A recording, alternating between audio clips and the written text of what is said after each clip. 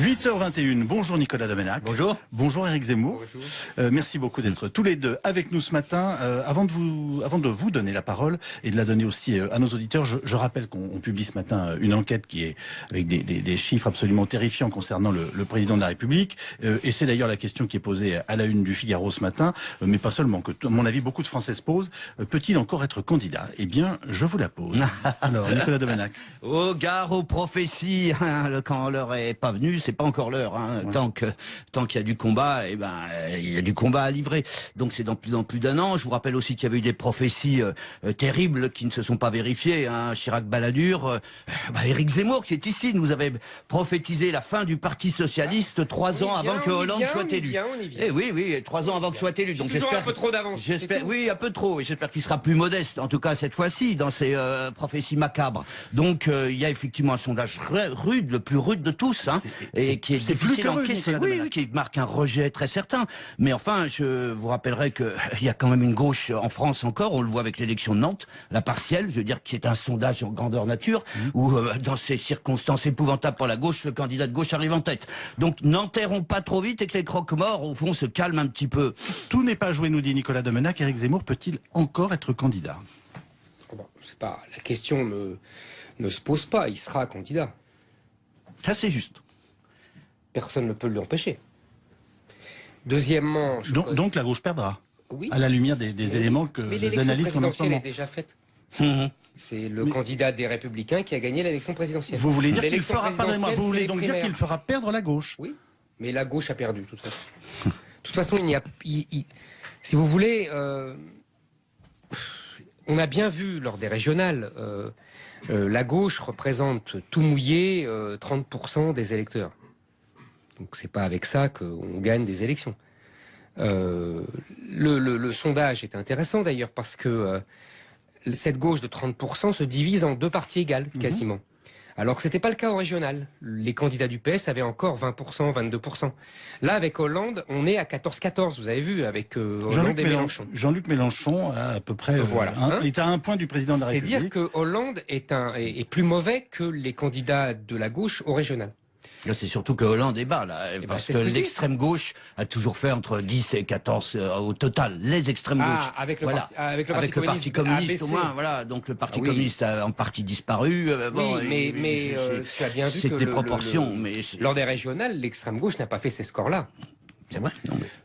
Maintenant, effectivement, je connais comme Nicolas les précédents, Chirac à 12% en janvier 95, c'est bien Mitterrand qui était aussi battu en 80, je connais tout ça. Et c'est évident que ça doit nous faire réfléchir. Mais là, je pense que l'élection présidentielle est pliée et qu'elle se jouera dans la primaire des Républicains. Ce qui pose un vrai problème démocratique et institutionnel. Et ce qui nous permet de rappeler qu'alors lui, Alain Juppé, aujourd'hui, caracole en tête, il bat tout le monde dès le premier tour. Et c'est la déroute des zemmouristes et compagnie, parce qu'au fond, Juppé, c'est la droite, c'est l'identité heureuse, c'est tout ce qu'il a combattu, et au fond, qu'il amène d'ailleurs. Le succès de Juppé, il est en grande partie dû à des gens comme Éric Zemmour, à l'extrême droite, à Sarkozy, parce que Juppé a un moteur à triple propulsion. Le rejet de Hollande, le rejet de Sarkozy, et le rejet de l'extrême droite repli sur soi, dire la fin de l'ouverture sur le monde. Donc c'est la défaite de Zemmour. Vous ne saviez pas, vous aviez fait en fait déjà l'élection. Voilà, vous avez déjà fait l'élection. Et c'est grâce à vous qu'Alain Juppé va être élu président de la République. Exactement. Oui, si Juppé gagne, Zemmour a perdu. C'est mathématique. Non. Ah bon? Non, parce que tu confonds. Mais c'est normal. Tu confonds majorité partisane, majorité politique, avec majorité idéologique. Et là, nous sommes effectivement, je te l'accorde, dans une impasse politique. C'est-à-dire que cette impasse politique est définie par le même chiffre, 70%. Si tu vois tous les sondages depuis des années, 70% sont d'accord avec nombre d'idées que tu qualifies de populistes, de repli sur soi, etc. Moi, que je qualifie de patriotique et de volontaire pour sauver la nation menacée. Mais chacun aura son vocabulaire, peu importe. En tout cas, tous les sujets sur l'islam, l'immigration, la laïcité, la République donnent à peu près 70% dans le sens de plutôt ce que je défends. Et c'est là où je te l'accorde. Tu as tout à fait raison, et depuis les régionales, c'est clair. Il y a aussi 70% des gens qui ne veulent pas de Marine Le Pen pour incarner ses idées, en tout cas pour les mettre en œuvre. C'est ce que j'appelle une impasse politique. Ça ne veut pas dire qu'il y a une majorité idéologique pour l'identité heureuse de Juppé. Je pense que ça sera son boulet. Au grand jury RTL, Le Monde, Le Figaro, LCI, hier, Marion Maréchal Le Pen dit finalement Alain Juppé, il n'est pas de gauche, c'est Macron en plus vieux. Macron, c'est Juppé. Enfin voilà, elle l'a dit dans l'autre sens. Hein. Oui, c'est ça. Vous le percevez comme tel ? Ah, moi, pas du tout. C'est une façon de discréditer l'un avec l'autre, je ne sais pas. C'est une façon d'enfoncer l'un avec l'autre et réciproquement. Enfin bon, c'est dans ce sens-là. Non, la thèse de Marion Maréchal Le Pen, qui j'imagine est celle d'Éric Zemmour aussi, c'est qu'effectivement, Juppé serait le candidat de la mondialisation, de la gauche molle, des élites, etc. Pardon, Éric, je résume ta pensée. C'est déjà un scandale. Tu la résumes de façon schématique comme d'habitude, mais en l'occurrence, c'est vrai. Mais c'est tellement faux que c'en est aveuglant. Je veux dire, parce que vous regardez de près le sondage, au fond, il y a 23% des électeurs de gauche qui vont vers Alain Juppé. Ça en fait pas un candidat de gauche pour autant, puisque vous avez 70% des électeurs républicains qui se prononcent pour Juppé autant que pour Sarkozy. Ça en fait plus que pour François Hollande. Non mais c'est quand même extraordinaire. Non mais c'est parce qu'il attire, il profite du rejet de François Hollande. Mais il a autant d'électeurs de droite que Sarkozy. Alors pourquoi Sarkozy serait un candidat de la gauche? Non. Je veux dire, en plus les thèses qui se défendent, et je termine, je veux dire, l'identité heureuse, l'ouverture au monde, je veux dire, c'est aussi une tradition, je veux dire, qui appartient à la France, patriotique, d'une France qui est grande quand elle est ouverte et généreuse. Voilà. Est-ce qu'à vos yeux, Éric Zemmour, néanmoins, Emmanuel Macron et Alain Juppé, dans des registres différents, sont finalement les deux faces d'une même pièce? Moi, je pense que nous allons, si tout se passe comme prévu, c'est-à-dire que nous avons un affrontement au second tour entre Juppé, vainqueur de la primaire, et Marine Le Pen, et que Juppé gagne à peu près à 65% contre 35% à Marine Le Pen, je pense que nous aurons une majorité qui montrera les nouveaux clivages avec Juppé président et Macron Premier ministre. On marque une pause et on poursuit le débat dans un instant. Merci d'écouter RTL. Nous serons avec nos auditeurs au 3210, Éric Zemmour et Nicolas Domenac. RTL 8h. Schéma Nicolas Domenac évoqué, ou en tout cas suggéré il y a quelques instants par Éric Zemmour, Juppé président et Macron Premier ministre, ça vous fait sourire? Oui, j'y crois pas un instant. Je pense que Macron est c'est une baudruche, c'est une figure passagère, un écran de projection des insatisfactions d'une gauche plutôt libérale qui se cherche un héros. On n'a pas quelqu'un qui vient se poser durablement dans le paysage politique français. Pour moi, c'est plus exactement, c'est un dahu, si vous voulez. C'est-à-dire que, vous savez, c'est l'espèce d'animaux qui fascinent les enfants, qui ont une patte gauche beaucoup plus courte que la droite, ou l'inverse. Mais le dahu n'existe pas, alors qu'Emmanuel Macron est ministre. Mais je pense qu'il n'existe pas davantage. Je veux dire, il n'y a pas de consistance. Qu'est-ce qui nous a fait à part les lignes d'autobus, et puis l'ouverture de quelques d'autocars, pardon, et l'ouverture de quelques magasins du dimanche. Je veux dire, il y a de la consistance. Mais ça, je suis minimale. Je suis d'accord. Sur la fin de ton intervention, tu as tout à fait raison. Je mettrai une nuance, c'est que c'est une créature médiatique. Et comme il y en a eu beaucoup depuis 30 ans, c'est un libéral, c'est l'homme de Bruxelles et de Berlin, et pour Juppé c'est parfait, puisque lui aussi veut être l'homme de Bruxelles et de Berlin. Vous me citez juste les autres créatures médiatiques? Ah, depuis 30 ans? Oui. Michel Rocard, que je vous dise pas de bêtises, là j'ai des hésitations. Oui, non mais il y en a beaucoup, franchement. Non mais je pense, il y en a beaucoup de disparus, Delors, Delbar, à droite il y avait Noir, il y avait Léotard. Vous voulez dire, vous voyez ce que je veux dire, il y en a beaucoup de gens qui ne représentaient rien électoralement. On appelait les popularités de papier, sous-entendu Simone Veil, Bernard Kouchner, vous voyez. Voilà. Villepin était un peu Dominique de Villepin était un phénomène passager comme ça sur d'autres thématiques. On donne la parole à nos auditeurs, si vous le voulez bien, qui vont débattre et discuter avec vous. On commence avec François qui nous appelle de Strasbourg, dans le Bas-Rhin. Bonjour François. Oui, bonjour messieurs. Que vouliez-vous nous dire sur le président? Alors, je reviens sur l'impopularité de M. Hollande et du sondage que vous commentez. Une impopularité, ça peut s'expliquer lorsqu'on a engagé de très fortes réformes, de lourdes réformes, ce qui n'est pas le cas aujourd'hui. Et être impopulaire en engageant ce que je qualifierais plus de fausses réformes et en cherchant à faire plaisir à tout le monde, je trouve que c'est triste. Et pour qu'on ne perde pas un an, moi j'aurais tendance à conseiller à notre président de réellement engager ces réformes structurelles. Il aurait dû le faire en début de mandat, il ne l'a pas fait, ou de quitter le pouvoir maintenant. Se représenter, pour moi, c'est vraiment un non-sujet. Ce serait même indécent hein, dans son cas. Je crois qu'il est le seul, avec son entourage, à voir que ça va mieux. Ça ne va pas mieux.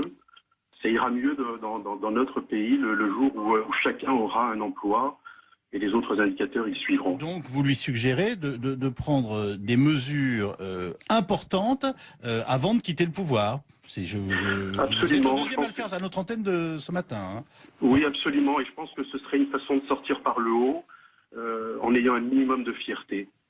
Du coup, on va donner, restez avec nous, hein, François, on va donner la parole à Louis-Georges, qui lui aussi nous a appelé au 3210. Il est chef d'entreprise, comme vous d'ailleurs. Il nous appelle de Yonah dans l'Ain. Et Louis-Georges, si j'ai bien compris, vous en avez par-dessus la tête de ce que vous qualifiez de Hollande bashing. Je vous écoute. Oui, enfin, je trouve qu'on tape sur Hollande, mais bon, Sarkozy n'a pas fait mieux. Il y a eu autant de chômage sous Sarkozy. Je crois qu'aujourd'hui, les Français en ont un petit peu ras-le-bol parce qu'ils ne voient pas de solution, ils ne voient pas l'avenir. Donc, à mon avis, il faudrait que tous ces gens, y compris M. Juppé, parce qu'on parle aujourd'hui de M. Juppé, mais on oublie que les Français l'ont mis dehors il y a quelques années, qu'il a des casseroles derrière lui, qu'il a quand même fait voter une loi pour augmenter l'âge de la retraite, mais lui, il l'a pris quelques mois avant, à 55 ans. Donc on oublie tout ça. Les Français ont du mal à se souvenir. Donc il faut voter aujourd'hui pour un illustre inconnu. Il fera pas plus mal. Il fera peut-être pas mieux, mais il fera pas plus mal. Il s'entourera peut-être de gens compétents, pas des énarques. Et je pense qu'on pourrait peut-être faire repartir la France. Je crois qu'il faut le voir dans ce sens-là. Ben voilà deux points de vue de deux chefs d'entreprise radicalement différents. L'un qui a envie, en tout cas, de défendre en partie François Hollande en disant c'est pas pire que sous Sarkozy. D'ailleurs, c'est une partie des arguments qui a été utilisés par son ami Jean-Pierre Mignard ce matin au micro RTL d'Olivier Mazerolles. Et un autre auditeur qui nous dit qu'il faut qu'il prenne un train de mesures fortes avant de partir. Il est encore en capacité de le faire, Nicolas Domenech. Est-ce que dans l'année qui vient, le président de la République peut vraiment lancer des réformes? Je crois qu'il peut, il le doit. Hein. Il lui reste une année. Une année, c'est beaucoup. Vous savez, il peut se passer beaucoup de choses graves qui rassemblent autour du président, ou même heureuses. Il y a une contagion du bonheur. Hein. Je n'imagine pas que gagner l'euro suffirait à lui faire reconquérir le cœur des Français. Mais il peut se passer plein de choses. L'Europe, il va falloir rebondir sur l'Angleterre. Si elle quittait, c'est fort probable. L'Europe, il faudra bien redéfinir l'Europe. Il y a tout un tas de défis qu'il va devoir affronter. Et je trouve le premier interlocuteur tout à l'heure très sévère, parce que François Hollande a quand même fait des choses pas beaucoup mal. Il a fracassé sa gauche culturelle, il a fracassé sa gauche sociale, mais justement on peut lui reconnaître au moins le courage d'avoir pris son camp à contre-courant, quoi. Jean-Pierre Mignard disait tout à l'heure, la France ne va pas plus mal au moment où nous sommes qu'elle n'allait quand il l'a prise en main des mains de Nicolas Sarkozy. Alors, Éric Zemmour, l'année à venir, factuellement, la France va mieux? Factuellement, il y a plus de chômeurs. Si on s'en tient à ce critère quantitatif qui n'est pas qu'il a posé lui-même, qui n'est pas pour moi l'essentiel, mais en tout cas, voilà, on peut le dire ça comme ça. Donc pour lui, c'est pire. Maintenant qu'il n'ait pas fait mieux que Sarkozy, je suis assez d'accord. Ou pas fait mieux, ou pas fait pire. Pour moi, de toute façon, depuis 20 ans, il n'y a plus de vrai président de la République en France. Donc, c'est quoi un vrai président de la République? Un vrai président de la République, c'est celui qui est souverain. Or, nos présidents sont des premiers ministres. Ils ne sont plus souverains. La souveraineté est à Bruxelles ou à Berlin. Donc c'est là que se prennent les vraies décisions. À nous, on adapte et on adopte. Mais voilà. Donc quand d'ailleurs Hollande pose un acte de souveraineté, un des rares du quinquennat, qui est l'état d'urgence, vous avez vu les problèmes que ça lui pose. Sur ce point-là, on peut expliquer ainsi le score terrible qu'il enregistre dans les sondages après son émission. Parce qu'on a rarement eu une émission où le président était aussi absent. C'est-à-dire il n'y avait personne dans la chaise, personne dans le costume, et qui se laissait interrompre, foulé au pied. Tout à fait, c'était incroyable. Qui ne renvoyait pas les Français et les journalistes dans leur camp, leur disant parler avec respect au chef de l'État. Là, je suis tout à fait d'accord, ça m'a frappé. Mais ça, c'était impressionnant. Je crois que ça explique. Oui, non, mais je plaisanterie mise à part, je crois qu'il y a un moment de lucidité. Quand on était petit, on a vu le général de Gaulle à la télévision, quoi. Et alors, quand on voit ça, on se dit c'est pas possible que ces gens soient dans le fauteuil du général de Gaulle. Ce n'est pas possible. Ce n'est pas le même monde, ce n'est pas les mêmes hommes. Mais il reste un an. Mais il reste un an. Il reste un an, c'est la dernière idée de ce débat. On était très heureux d'avoir pu vous réunir ce matin. Éric Zemmour, Nicolas Domenech. Éric, on vous retrouve donc demain. Dans le sens de plutôt ce que je défends. Et, c'est là où je te l'accorde, tu as tout à fait raison, et depuis les régionales, c'est clair.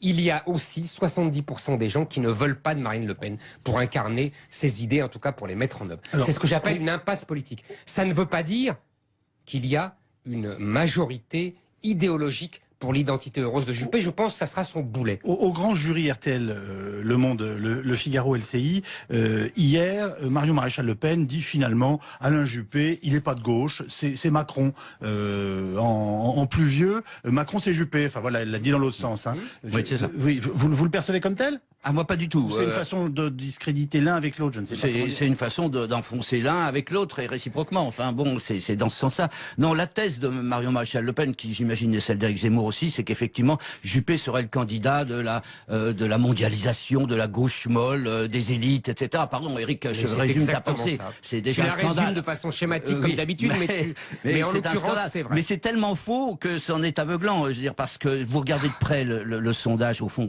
il y a 23% des électeurs de gauche qui vont vers Alain Juppé. Ça en fait pas un candidat de gauche pour autant, puisque vous avez 70% des électeurs républicains qui se prononcent pour Juppé, autant que pour Sarkozy. Ça en fait plus que pour François Hollande. Non, mais c'est quand même extraordinaire. Non, mais c'est parce qu'il attire, il profite du rejet de François Hollande. Mais il a autant d'électeurs de droite que Sarkozy. Alors pourquoi Sarkozy serait un candidat de la gauche? Non. Je veux dire, en plus, les thèses qui se défendent, et je termine, je veux dire, l'identité heureuse, l'ouverture au monde, je veux dire, c'est aussi une tradition, je veux dire, qui appartient à la France, patriotique, d'une France qui est grande quand elle est ouverte et généreuse. Voilà. Est-ce qu'à vos yeux, Éric Zemmour, néanmoins, Emmanuel Macron et Alain Juppé, dans des registres différents, sont finalement les deux faces d'une même pièce? Moi, je pense que nous allons, si tout se passe comme prévu, c'est-à-dire que nous avons un affrontement au second tour entre Juppé, vainqueur de la primaire, et Marine Le Pen, et que Juppé gagne à peu près à 65% contre 35% à Marine Le Pen, je pense que nous aurons une majorité qui montrera les nouveaux clivages avec Juppé président et Macron Premier ministre. On marque une pause et on poursuit le débat dans un instant. Merci d'écouter RTL. Nous serons avec nos auditeurs au 3210, Éric Zemmour et Nicolas Domenac. RTL 8h. Schéma Nicolas Domenac évoqué, ou en tout cas suggéré il y a quelques instants par Éric Zemmour, Juppé président et Macron Premier ministre, ça vous fait sourire? Oui, j'y crois pas un instant. Je pense que Macron est c'est une baudruche, c'est une figure passagère, un écran de projection des insatisfactions d'une gauche plutôt libérale et qui se cherche un héros. On n'a pas quelqu'un qui vient de se poser durablement dans le paysage politique français. Pour moi, c'est plus exactement, c'est un dahu, si vous voulez. C'est-à-dire que, vous savez, c'est l'espèce d'animaux qui fascinent les enfants, qui ont une patte gauche beaucoup plus courte que la droite, ou l'inverse. Mais le dahu n'existe pas, alors qu'Emmanuel Macron est ministre. Mais je pense qu'il n'existe pas davantage. Je veux dire, il n'y a pas de consistance. Qu'est-ce qui nous a fait à part les lignes d'autobus, et puis l'ouverture de quelques d'autocars, pardon, et de l'ouverture de quelques magasins du dimanche. Je veux dire, il y a de la consistance. Mais ça, je suis d'accord. Minimale. Je suis d'accord. Sur la fin de ton intervention, tu as tout à fait raison. Je mettrai une nuance, c'est que c'est une créature médiatique. Et comme il y en a eu beaucoup depuis 30 ans, c'est un libéral, c'est l'homme de Bruxelles et de Berlin, et pour Juppé c'est parfait, puisque lui aussi veut être l'homme de Bruxelles et de Berlin. Vous me citez juste les autres créatures médiatiques? Ah, depuis 30 ans? Oui. Michel Rocard, que je vous dise pas de bêtises, là j'ai des hésitations. Oui, non mais il y en a beaucoup, franchement. Non mais je pense, il y en a beaucoup de disparus, Delors, Delbar, à droite il y avait Noir, il y avait Léotard. Vous voulez dire, vous voyez ce que je veux dire, il y en a beaucoup de gens qui ne représentaient rien électoralement. On appelait les popularités de papier, sous-entendu Simone Veil, Bernard Kouchner, vous voyez. Voilà. Villepin était un peu Dominique de Villepin était un phénomène passager comme ça sur d'autres thématiques. On donne la parole à nos auditeurs, si vous le voulez bien, qui vont débattre et discuter avec vous. On commence avec François qui nous appelle de Strasbourg, dans le Bas-Rhin. Bonjour François. Oui, bonjour messieurs. Que voulez-vous nous dire sur le président? Alors, je reviens sur l'impopularité de M. Hollande et du sondage que vous commentez. Une impopularité, ça peut s'expliquer lorsqu'on a engagé de très fortes réformes, de lourdes réformes, ce qui n'est pas le cas aujourd'hui. Et être impopulaire en engageant ce que je qualifierais plus de fausses réformes et en cherchant à faire plaisir à tout le monde, je trouve que c'est triste. Et pour qu'on ne perde pas un an, moi 8h21, bonjour Nicolas Domenac. Bonjour. Bonjour Éric Zemmour. Bonjour. Merci beaucoup d'être tous les deux avec nous ce matin. Avant de vous donner la parole et de la donner aussi à nos auditeurs, je rappelle qu'on publie ce matin une enquête qui est avec des chiffres absolument terrifiants concernant le président de la République. Et c'est d'ailleurs la question qui est posée à la une du Figaro ce matin, mais pas seulement, que à mon avis beaucoup de Français se posent. Peut-il encore être candidat? Eh bien, je vous la pose. Alors, Nicolas Domenac. Au gare aux prophéties, hein, quand l'heure est pas venue, c'est pas encore l'heure. Hein. Ouais. Tant qu'il y a du combat, eh ben il y a du combat à livrer. Donc c'est dans plus d'un an. Je vous rappelle aussi qu'il y avait eu des prophéties terribles qui ne se sont pas vérifiées. Hein. Chirac Balladur, Éric Zemmour qui est ici nous avait prophétisé la fin du Parti socialiste 3 ans avant que Hollande soit élu. Eh oui, 3 ans avant que soit élu. Donc j'espère un peu trop d'avance. Oui, un peu trop. Et j'espère qu'il sera plus modeste, en tout cas cette fois-ci, dans ses prophéties macabres. Donc il y a effectivement un sondage rude, le plus rude de tous, hein, et qui est difficile à encaisser. Oui, qui marque un rejet très certain. Mais enfin, je vous rappellerai que il y a quand même une gauche en France encore. On le voit avec l'élection de Nantes, la partielle, je veux dire, qui est un sondage en grandeur nature, où dans ces circonstances épouvantables pour la gauche, le candidat de gauche arrive en tête. Donc n'enterrons pas trop vite et que les croque-morts, au fond, se calment un petit peu. Tout n'est pas joué, nous dit Nicolas Domenac. Éric Zemmour peut-il encore être candidat? Bon, c'est pas la question ne se pose pas. Il sera candidat. Ça, c'est juste. Personne ne peut l'empêcher. Deuxièmement... Donc la gauche perdra, oui, à la lumière des éléments que d'analyse qu'on a en ce moment. L'élection présidentielle est déjà faite. C'est le candidat des Républicains qui a gagné l'élection présidentielle. Vous voulez dire qu'il fera, pardonnez-moi, vous voulez donc dire qu'il fera perdre la gauche? Oui, mais la gauche a perdu, de toute façon. De toute façon, il n'y a... si vous voulez... on a bien vu lors des régionales... la gauche représente tout mouillé 30% des électeurs. Donc c'est pas avec ça qu'on gagne des élections. Le sondage est intéressant d'ailleurs parce que cette gauche de 30% se divise en deux parties égales quasiment. Alors que c'était pas le cas au régional. Les candidats du PS avaient encore 20%, 22%. Là, avec Hollande, on est à 14-14, vous avez vu, avec Hollande et Mélenchon. Jean-Luc Mélenchon a à peu près est à un point du président de la République. C'est dire que Hollande est plus mauvais que les candidats de la gauche au régional. C'est surtout que Hollande est bas, là, parce que l'extrême gauche a toujours fait entre 10 et 14 au total. Les extrêmes gauches. Avec le Parti communiste au moins, voilà. Donc le Parti communiste a en partie disparu. Mais tu as bien vu que des proportions. Lors des régionales, l'extrême gauche n'a pas fait ces scores-là. C'est vrai. Non, mais... Maintenant, effectivement, je connais comme Nicolas les précédents, Chirac à 12%, janvier 95, c'est bien Mitterrand qui était aussi battu en 80, je connais tout ça. Et c'est évident que ça doit nous faire réfléchir. Mais là, je pense que l'élection présidentielle est pliée et qu'elle se jouera dans la primaire des Républicains. Ce qui pose un vrai problème démocratique et institutionnel. Et ce qui nous permet de rappeler qu'alors lui, Alain Juppé, aujourd'hui, caracole en tête, il bat tout le monde dès le premier tour. Et c'est la déroute des zemmouristes et compagnie, parce qu'au fond, Juppé, c'est la droite, c'est l'identité heureuse, c'est tout ce qu'il a combattu, et au fond, qu'il amène d'ailleurs. Le succès de Juppé, il est en grande partie dû à des gens comme Éric Zemmour, à l'extrême droite, à Sarkozy, parce que Juppé a un moteur à triple propulsion. Le rejet de Hollande, le rejet de Sarkozy, et le rejet de l'extrême droite repli sur soi, dire la fin de l'ouverture sur le monde. Donc c'est la défaite de Zemmour. Vous ne saviez pas, vous aviez fait en fait déjà l'élection. Voilà, vous avez déjà fait l'élection. Et c'est grâce à vous qu'Alain Juppé va être élu président de la République. Exactement. Oui, si Juppé gagne, Zemmour a perdu. C'est mathématique. Non. Ah bon? Non, parce que tu confonds. Mais c'est normal. Tu confonds majorité partisane, majorité politique, avec majorité idéologique. Et là, nous sommes effectivement, je te l'accorde, dans une impasse politique. C'est-à-dire que cette impasse politique est définie par le même chiffre, 70%. Si tu vois tous les sondages depuis des années, 70% sont d'accord avec nombre d'idées que tu qualifies de populistes, de repli sur soi, etc. Moi, que je qualifie de patriotique et de volontaire pour sauver la nation menacée.